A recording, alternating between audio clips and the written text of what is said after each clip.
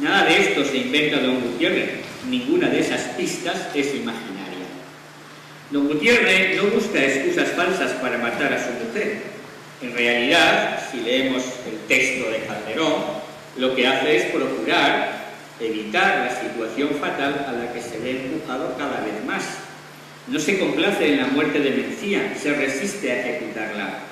Acude al rey, advierte a su mujer, en vano. Todos los que le rodean le fallan. La criada traidora, una esposa orgullosa de su honor y sin prudencia, un infante que desprecia el honor de los vasallos, un rey completamente incompetente. En suma, sobre don Gutiérrez descargan todos la obligación de la honra y él la acepta. No se trata pues de obsesiones celosas, de enfermedades del espíritu, de impulsos asesinos de un personaje monstruoso.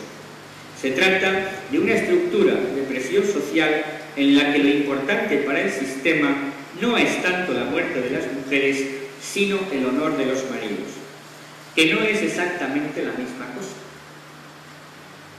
¿Qué es en realidad lo que protege este código del honor? ¿Por qué depende de su mantenimiento la estabilidad social? ¿Por qué la sociedad exige al marido que mate a la mujer si es preciso? A mi juicio, el honor es otro nombre de la autoridad que corresponde a un noble.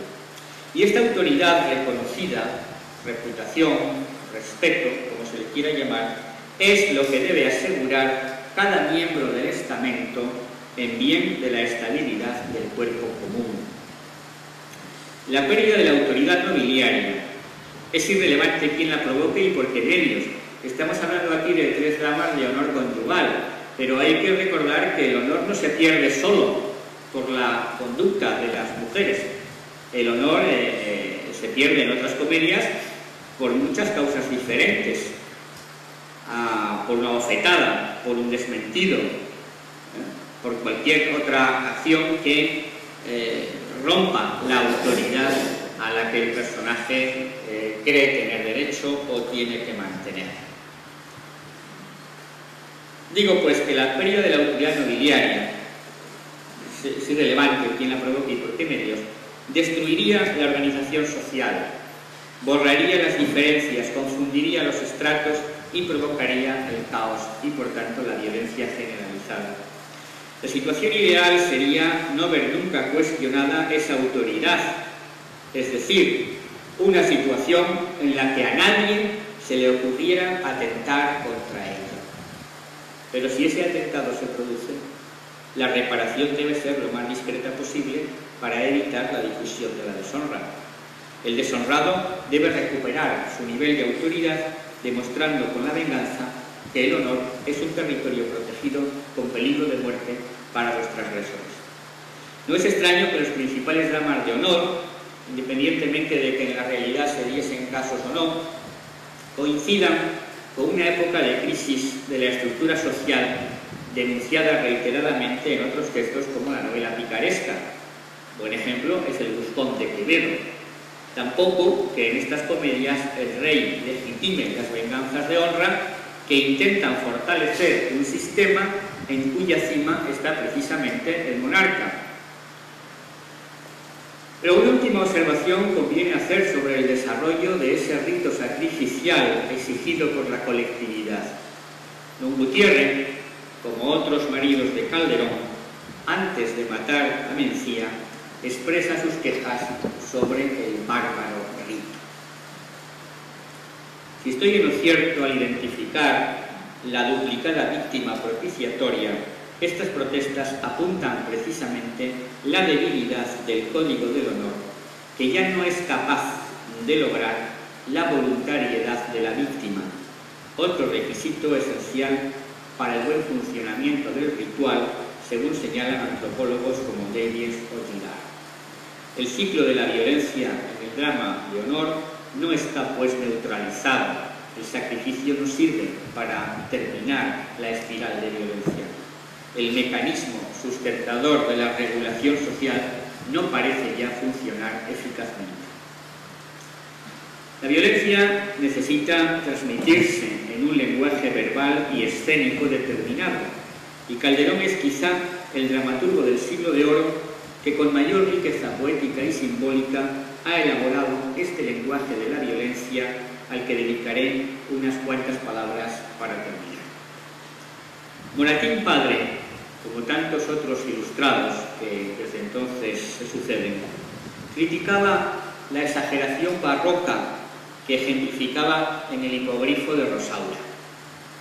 Escribía Moratín: esto de olvidar la naturaleza y en vez de retratarla, desfigurarla, es muy frecuente en don Pedro Calderón. El principio de su comedia La vida de sueño lo acredita. Yo quisiera saber si una mujer cae despeñada por un monte con un caballo y en vez de quejarse donde le duele y pedir favor, le dice todas aquellas impropias pedanterías que las entiende el auditorio como el caballo. Si algún su apasionado cayese por las orejas, llámele hipogrifo violento y verá cómo se alivia. Al buen Moratín, no solo a él, le parece excesivo el lenguaje de Rosaura y reclama la sencillez expresiva y natural. Pero no percibe lo poco que tiene de natural la primera escena de La vida de sueño. Una mujer vestida de hombre que cae despeñada, arrojada entre riscos por un caballo desbocado. No se me ocurre qué frases sencillas y naturales pudiera decirse en tales circunstancias. Calderón tiene más claro que Moratín el tipo de lenguaje que corresponde a la categoría de la acción teatral.